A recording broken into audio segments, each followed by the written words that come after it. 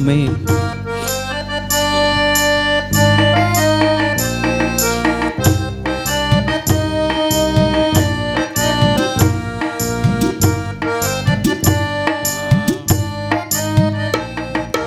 உம்மை துதிப்பேன், உம்மை துதிப்பேன், என் ஜீவனுள்ள நாட்கள் எல்லாம் உம்மை துதிப்பேன். உம்மை துதிப்பேன், உம்மை துதிப்பேன், நீ செய்த நன்மைக்காக என்றும் தினம் துதிப்பேன். உம்மை துதிப்பேன், ஓ என் ஜீவனுள்ள நாட்கள் எல்லாம் உம்மை துதிப்பேன்.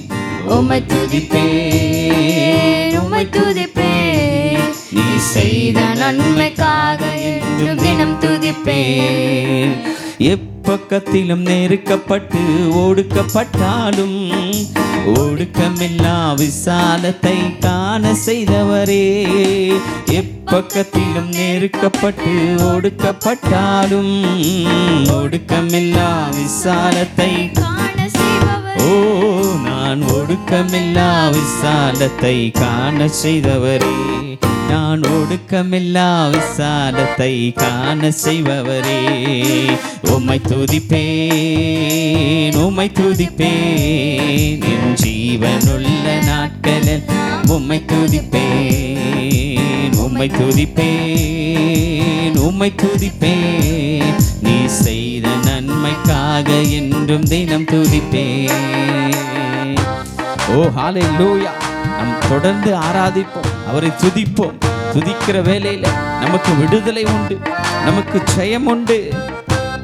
நிந்தை அவமான பரிகாசங்கள் ஒருவேளை சூழ்ந்திருக்கிறதா, அவரை நோக்கி துதிங்க, ஆராதிங்க, எல்லாவற்றையும் மாற்றுவார்.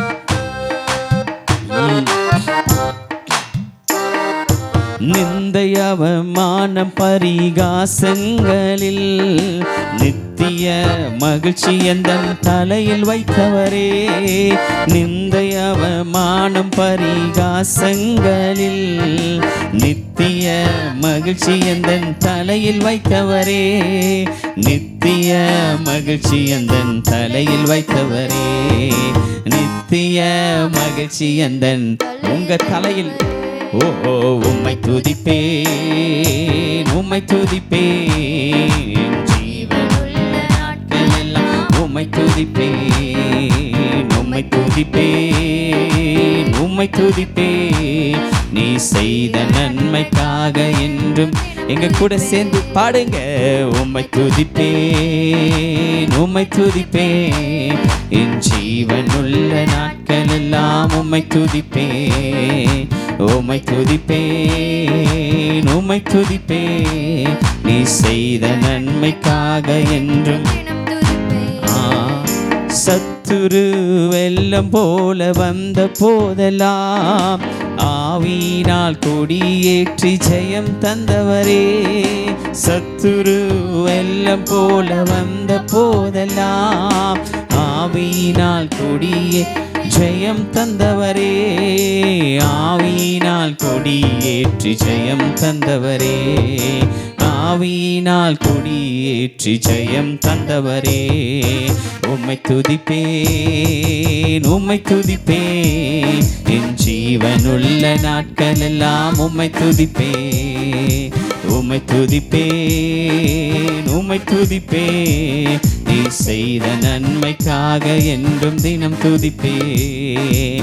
உம்மை துதிப்பேன், உம்மை துதிப்பேன், ஜீவனுள்ள நாட்கள் எல்லாம் உம்மை துதிப்பேன். உம்மை துதிப்பேன், உம்மை துதிப்பேன், நீ செய்த நன்மைக்காக என்றும் தினம் துதிப்பேன்.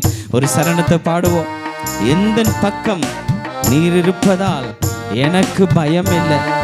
உன் கண்கள் என் மேல் வைத்திருப்பதால் கவலை எனக்கு இல்லை. ஆமென். நீங்க இருக்கிற இடத்துல நீங்க இதை சொல்லுங்க. உன் கண்கள் என் மேல் வைப்பதற்கா எனக்கு கவலை இல்லை ஏசப்பான்னு சொல்லுவோம். ஹல்லேலூயா. Thank you Jesus. சொல்லுவோமா? எந்தன் பக்கம் நீர் இருப்பதால் எனக்கு பயமில்லை. உம் கண்கள் என் மேல் வைத்திருப்பதால் கவலை எனக்கில்லை. எந்தன் பக்கம் நீர் இருப்பதால் எனக்கு பயமில்லை. உம் கண்கள் என் மேல் வைத்திருப்ப கவலை எனக்கில்லை. உம் கண்கள் என் மேல் வைத்திருப்பதால் கவலை எனக்கில்லை.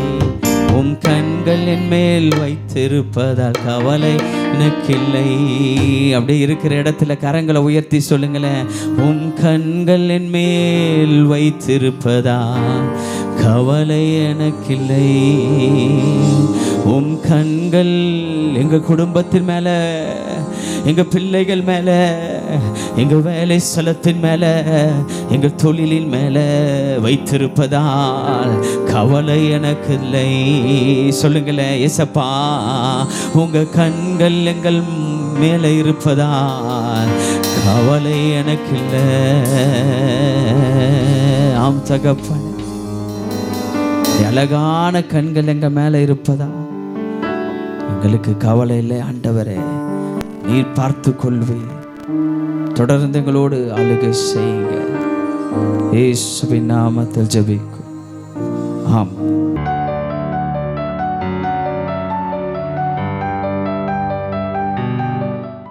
கர்த்தருடைய பரிசுத்த நாமத்துக்கு ஸ்தோத்திரம். கர்த்தராகிய இயேசு கிறிஸ்துவின் நாமத்தினாலே நான் உங்கள் ஒவ்வொருவரையும் வாழ்த்துகிறேன். கர்த்தர் நல்லவர், அவருடைய கிருபை என்றும் உள்ளது. இன்றைக்கும் நாம் தியானிக்க போகிற வேத வசனம் யோவேல் 2ஆம் அதிகாரம் 26வது வசனத்தின் பிற்பகுதியை நாம் வாசிக்கலாம். என் ஜனங்கள் ஒருபோதும் வெட்கப்பட்டு போவதில்லை. ஹல்லேலூயா. என் ஜனங்கள் ஒருபோதும் வெட்கப்பட்டு போவதில்லை. அதை 27வது வசனத்திலையும் பாருங்க. நான் இஸ்ரவேலின் நடுவிலே இருக்கிறவர் என்றும் நானே உங்கள் தேவனாகிய கர்த்தர், வேறொருவர் இல்லை என்றும் அறிந்து கொள்வீர்கள். என் ஜனங்கள் ஒருபோதும் வெட்கப்பட்டு போவதில்லை. ஹல்லேலூயா. நானே தேவன் என்று அறிந்து கொள்வீர்கள். ஹல்லேலூயா. நாம் அவருடைய ஜனம் தானே. மகனே மகளே, உங்களை பார்த்து தான் கர்த்தர் சொல்கிறாரு, என் ஜனம் ஒருபோதும் வெட்கப்பட்டு போவதில்லை. ஹல்லேலூயா. நான் ஆண்டவருடைய மக தானே, எனக்கே அப்படி பிரச்சனை, எனக்கே அப்படி போராட்டம் அப்படின்னு சொல்லி ஏதோ ஒரு தேவையில்லாத ஒரு காரியத்தில் காலை வச்சுட்டு அதனால் நிந்தைகள், அவமானங்கள், பரிகாசங்கள் அப்படின்னு சொல்லி சோர்ந்து போயிருக்கீங்களா? ஆண்டவர் உங்களை பார்த்து தான் சொல்கிறாரு, என் மகனே, என் மகளே, வெட்கப்பட்டு போகாதீங்க. என் சொந்த மகனின் நிமித்தம் நான் ரொம்ப வெட்கப்பட்டுக்கிட்டு இருக்கேன். அதை சுற்றி உள்ள உறவுகளால், அவங்க பேசுகிற நிந்தையான வார்த்தைகளால் நான் ரொம்ப வெட்கப்பட்டு இருக்கேன். அவங்க பரிகாசம் பண்ணுறாங்க, என்னை ஏளனமாக பார்க்குறாங்க அப்படின்னு சொல்லி ரொம்ப சோர்ந்து போயிருக்கீங்களா? ஆண்டவர் உங்களோட கூட தான் பேசிக்கிட்டு இருக்காரு. என் ஜனங்கள் ஒருபோதும் வெட்கப்பட்டு போவதில்லை. ஹல்லேலூயா.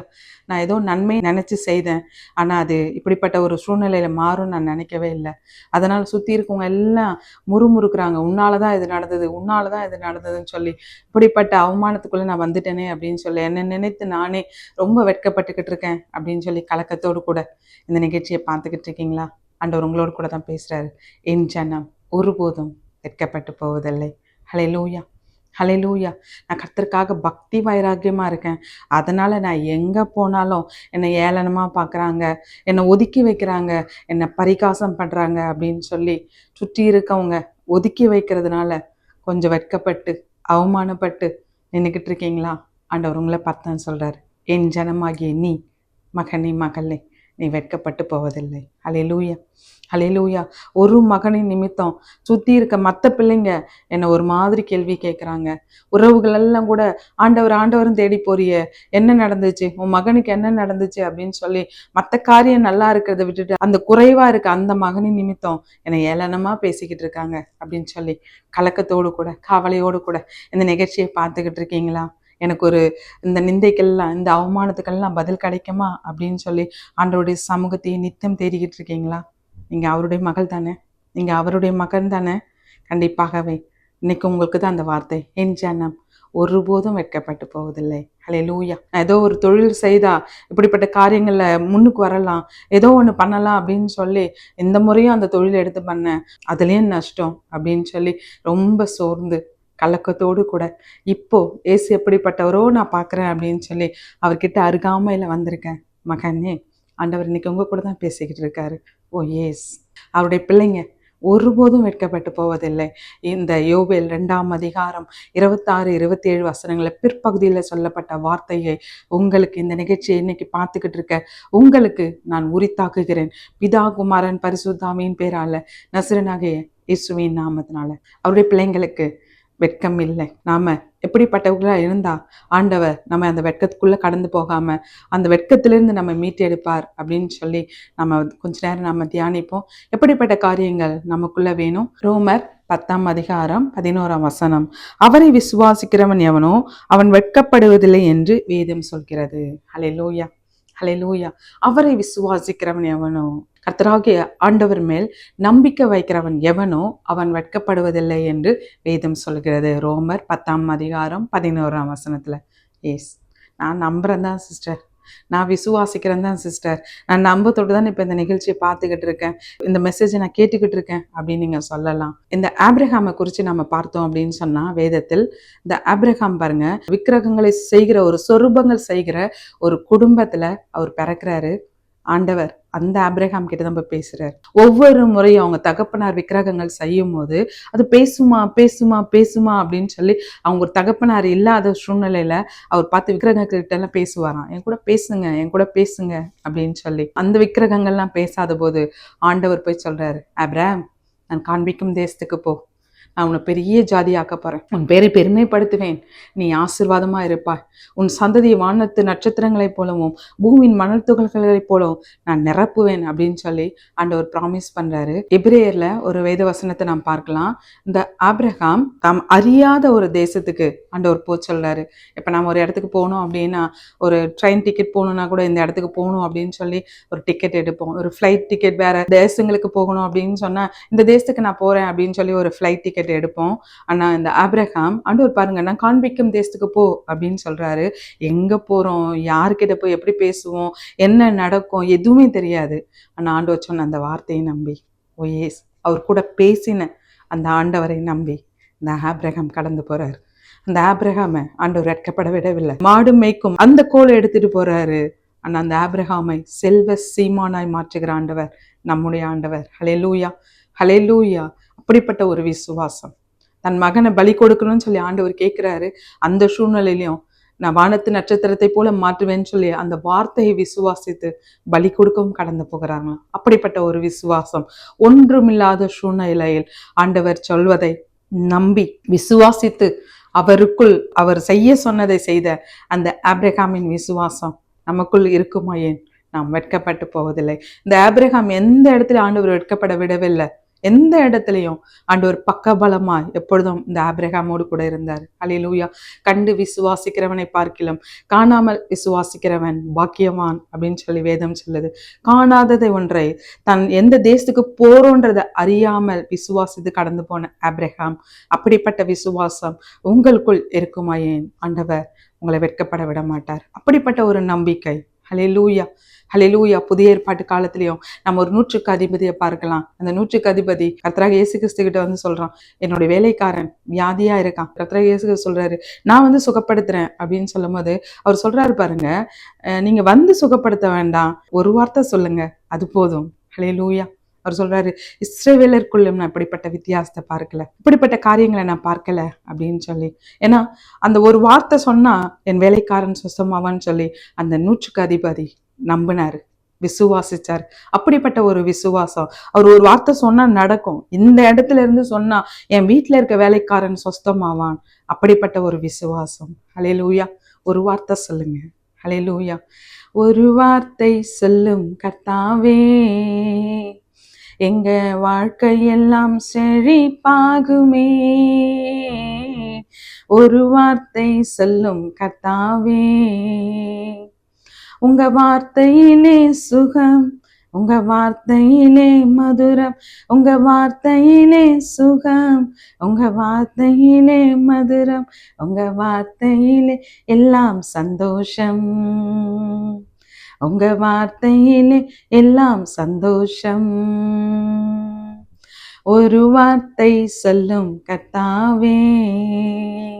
ஓ எஸ், இப்படிப்பட்ட ஒரு விசுவாசம் நமக்குள்ள இருக்குமா? ஏன் நாம் வெட்கப்பட்டு போவதில்லை. ஹல்லேலூயா, ஹல்லேலூயா. ஆண்டவர் நம்மகிட்ட எதிர்பார்க்கிறது இப்படிப்பட்ட விசுவாசம். ஆண்டவர் மேல் பக்தி வைராக்கியமாய் ஆண்டவர் மாத்திரம்தான் அப்படின்னு சொல்லி அவரையே நாம் விசுவாசிக்கும் போது, அவரையே நாம் நம்பும் போது நாம் வெட்கப்பட்டு போவதில்லை. ஹல்லேலூயா. இரண்டாவதா பாருங்க, யார் வெட்கப்பட்டு போவதில்லை அப்படின்னு சொல்லி வேதத்துல இருந்து பார்ப்போம். எசையா 49 23 பிற்பகுதி, எனக்கு காத்திருக்கிறவர்கள் வெட்கப்பட்டு போவதில்லை என்பதை அப்பொழுது அறிந்து கொள்வாய். எனக்கு காத்திருக்கிறவர்கள் வெட்கப்பட்டு போவதில்லை. ஹல்லேலூயா. கர்த்தருக்கு காத்திருக்கிறவர்கள் வெட்கப்பட்டு போனதில்லை. ஹல்லேலூயா. அபுகுக்ல அத்திமரம் துளிர் விடாமல் போனாலும், ஆட்டு மந்தை முதல் கொடாமல் போனாலும் நான் கர்த்தருக்குள் மகிழ்ச்சியா இருப்பேன். நான் காத்திருந்து எல்லா ஆசீர்வாதங்களையும் பெற்றுக்கொள்வேன், கர்த்தருக்குள் மன மகிழ்ச்சியா இருப்பேன் அப்படின்னு சொல்லி அந்த அபுகுக் போல நம்ம எப்பொழுதும் அவருடைய சமூகத்தில் காத்திருக்கிறவர்களா இருக்கணும். புதிய ஏற்பாட்டு காலத்திலையும் கர்த்தராகிய இயேசு கிறிஸ்து சீஷர்களை பார்த்து சொல்றாரு, உயிர் தெழுந்து சிலுவையில் அரைஞ்சிடுறாங்க. அதுக்கப்புறம் உயிர் தெழுந்து சீஷர்களை வந்து பார்க்குறாரு. அப்படி பார்க்கும்போது எல்லாரும் கலக்கத்தோடு கூட இருக்காங்க. நம்ம கூட இருந்த இயேசு கிறிஸ்து, நமக்கு எப்பப்போ போஜனம் வேணுமோ அதை கொடுத்த இயேசு கிறிஸ்து, வியாதியஸ்தர்கள் சுகமாக்கின இயேசு கிறிஸ்து, நாங்கள் அவரோடு கூடவே இருந்தோமே. சீஷர்களை பார்த்து சொல்றாரு, உங்கள் இருதயம் கலங்காதிருப்பதாக, பிதாவின் இடத்துல போறேன், உங்களுக்காக ஒரு இடத்தை ஆயத்தப்படுத்த போறேன். நான் போயிட்டு சும்மா இல்லை, உங்களுக்காக பிதாவின் இடத்துல வேண்டிக் கொள்வேன். அவர் பரிசுத்த ஆவியானவரை உங்களுக்கு அனுப்புவாரு. ஹல்லேலூயா. உலகம் பரிசுத்த ஆவியானவரை அறிந்து கொள்ள மாட்டாங்க, நீங்க அறிந்து கொள்வீர்கள். அவர் சகல சத்தியத்திற்குள்ளேயும் உங்களை வழிநடத்துவார் அப்படின்னு சொல்லி எருசலேம்ல காத்திருங்கள் அப்படின்னு சொல்லி சீஷர்களுக்கு ஒரு கட்டளை கொடுக்குறாரு. இந்த சீஷர்கள்லாம் பாருங்க, ஒவ்வொரு நாளும் போய் எருசலேம்ல காத்திருக்கிறாங்க. கர்த்தருடைய வார்த்தையை நம்பி, கர்த்தராகிய இயேசு கிறிஸ்துவை நம்பி அவரை நம்பினா வெட்கப்பட்டு போக மாட்டாங்க. சுற்றி இருக்கவங்க எல்லாம் அவங்கள ஏளனமாக பார்த்துருப்பாங்க. என்ன இயேசு கிறிஸ்து யோசேப்பின் மகன், வாழ்ந்தாரு, ஏதோ இருந்தாரு, ஏதோ சொல்லிட்டு போனாராம், டெய்லி போய் உட்காந்துருக்குறாங்களே அப்படின்னு சொல்லி ஏளனமாக பார்த்துருக்கலாம், பரிகாசம் செய்திருக்கலாம், நிந்திச்சிருக்கலாம் அவங்கள. ஆனால் பாருங்க, அவர்களுக்கு வாக்கு கொடுத்த ஆண்டவர், எருசலேமிலே காத்திருங்கள் அப்படின்னு சொன்ன ஆண்டவர், பெந்தெக்கோஸ்தே நாளிலே மேல் வீட்டு அறையில காத்திருந்த சீஷர்கள் மத்தியில சடிதியான முழக்கத்தோடு கூட பரிசுத்த ஆவியானவர் அந்த இடத்தை பொழிந்தருளப்பட்டார். ஒவ்வொருத்தரும் வெவ்வேறு ஜென்ம பாஷைகளை பேசினார்கள் அப்படின்னு சொல்லி நம்ம வேதத்துல பார்க்கலாம். அக்னிமயமான நாவுகள் அவங்களுக்கு தந்தரப்பட்டது அப்படின்னு சொல்லி வேதத்துல பார்க்கலாம். ஹல்லேலூயா. கர்த்தருக்கு காத்திருக்கிறவர்கள் வெட்கப்பட்டு போனதில்லை. ஹல்லேலூயா. அந்த சுத்தி இருந்தவங்க எல்லாம் அதுக்கப்புறம் ஏளனமா பேசினவங்க, பரிகாசம் பண்ணவங்க எல்லாம் பார்த்திருப்பாங்க. அவர்களுக்கு முன்பாக அவருடைய சமூகத்தில் காத்திருக்கவங்களை, அந்த அப்போஸ்தலர்களை, அவருடைய சீஷர்களையும் ஆண்டவர் இடத்துல நன்மை பெற்றவர்கள் 120 பேர் காத்திருந்தவர்கள் அன்னைக்கு வெட்கப்பட்டு போகல. ஹல்லேலூயா. அவருடைய சமூகத்தில் காத்திருக்கிறவர்கள் நாம் வெட்கப்பட்டு போனதில்லை. இதே தான் சங்கீதக்காரன் தாவீதும் சொல்றாரு பாருங்க, கர்த்தரை நோக்கி காத்திரு. இந்த தாவீதுக்கு ரொம்ப நல்லா தெரியும், நான் கர்த்தரை நம்பி இருக்கேன், அவரை மாத்திரம்தான் நான் நம்பி இருக்கேன், அதனால் நான் என்றென்றைக்கும் அசையாது இருக்கிற சியோன் பர்வதத்தை போல இருப்பேன்.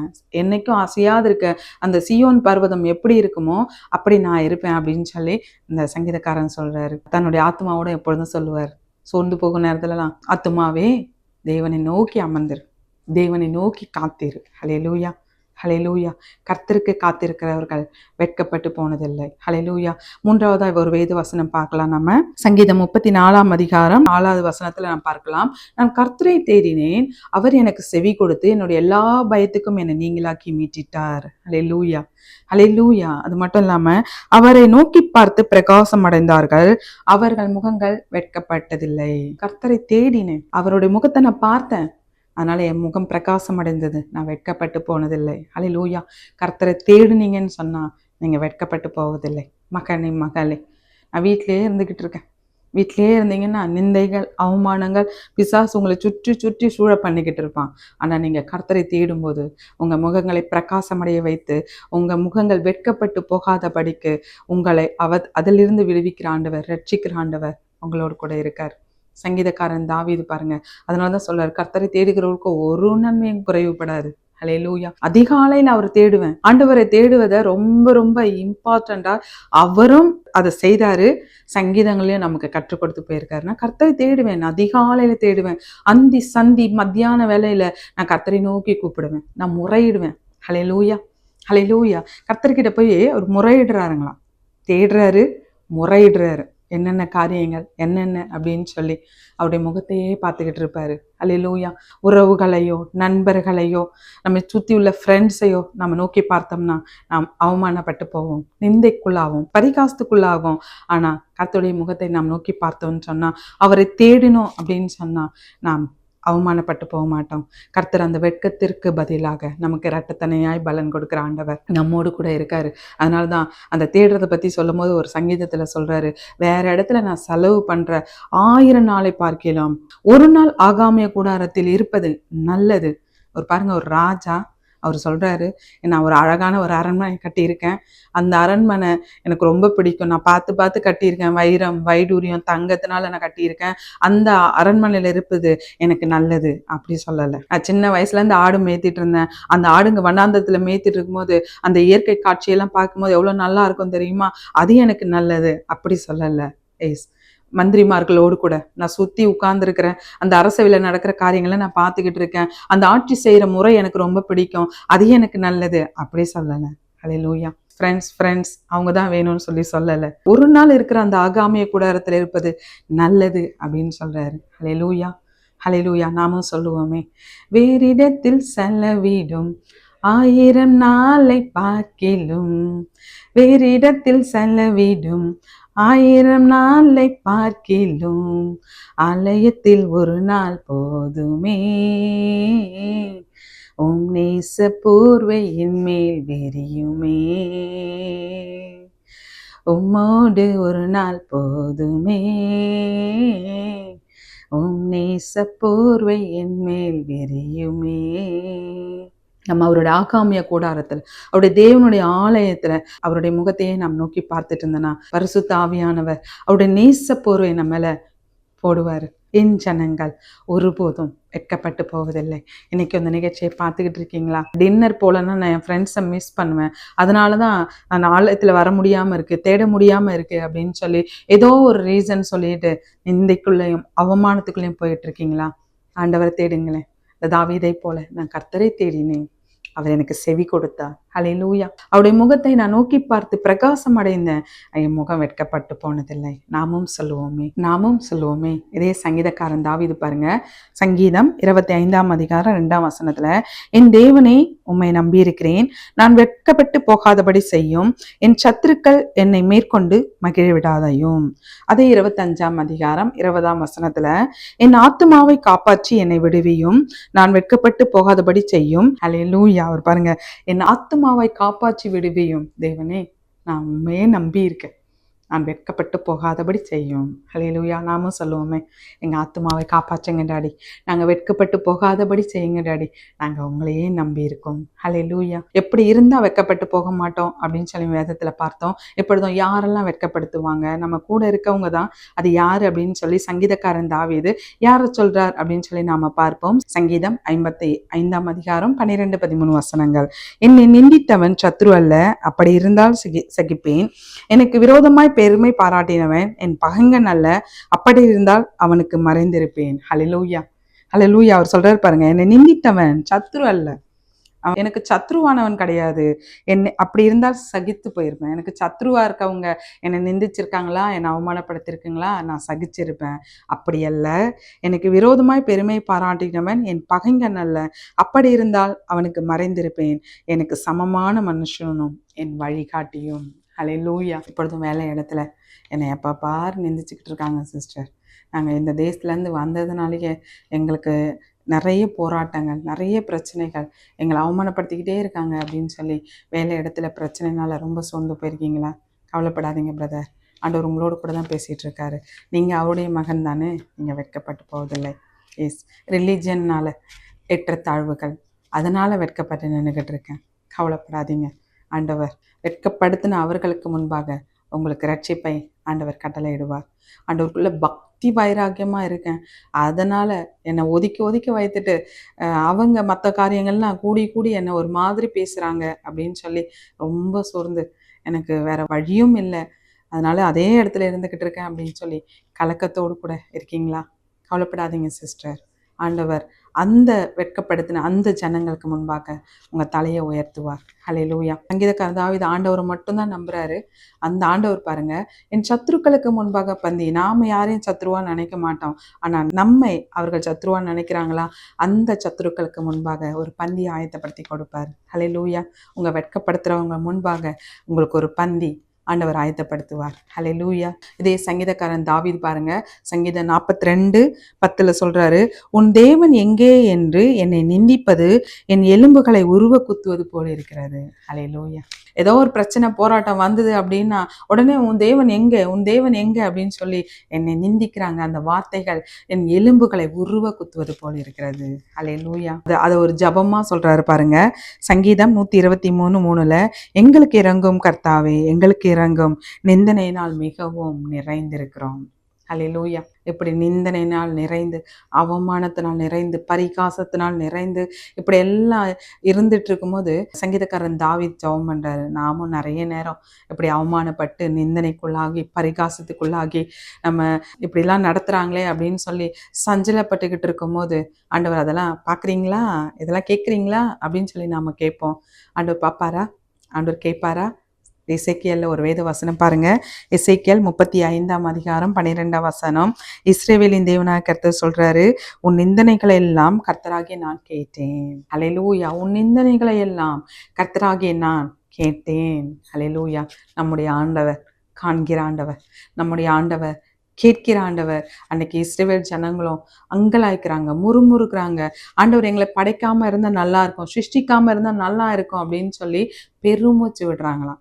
ஆண்டவர் சொல்றாரு, அவங்க பெருமூச்சின் சத்தத்தை நான் கேட்டேன், ஆலோட்டிகள் நிமித்தம் அவங்க படுற வேதனையை நான் பார்த்தேன். ஹல்லேலூயா. நம்முடைய ஆண்டவர் காண்கிற ஆண்டவர், நம்முடைய ஆண்டவர் கேட்கிற ஆண்டவர். இந்த வேத வசனத்துல சொல்றாரு பாருங்க, உன் நிந்தனைகளை எல்லாம் நான் கேட்டேன், கர்த்தராகிய நான் கேட்டேன். ஹல்லேலூயா. ஹல்லேலூயா. கேட்டுட்டு சும்மா இருப்பாரா? அப்படி கிடையாது. வேத வசனம் பாருங்க. ஏசாயா 29:22 ஆகையால் இனி யாக்கோபு வெட்கப்படுவதில்லை, இனி அவன் முகம் செத்து போவதில்லை. ஹல்லேலூயா. இனி யாக்கோபு வெட்கப்படுவதில்லை, இனி அவன் முகம் செத்து போவதில்லை. எப்பொழுதும் அந்த நிகழ்ச்சியை பார்த்துக்கிட்டு இருக்க நீங்க ஆண்டவரை நம்பி, ஆண்டவரை மாத்திரமே நோக்கி பார்த்து, ஆண்டவர் மாத்திரமே விசுவாசித்து இருந்தீங்கன்னு சொன்னா உங்க முகங்கள் வெட்கப்பட்டு போனதில்லை. அன்பிற்குரியவர்களே, எங்களோடு நீங்கள் தொடர்பு கொள்ள வேண்டிய எங்கள் முகவரி pastor Catherine Raghupathi, Foochow building 21 Tyrwhitt road 06/07 Singapore 207530. For prayer request in Singapore number 6589872057. For India number 074180718556.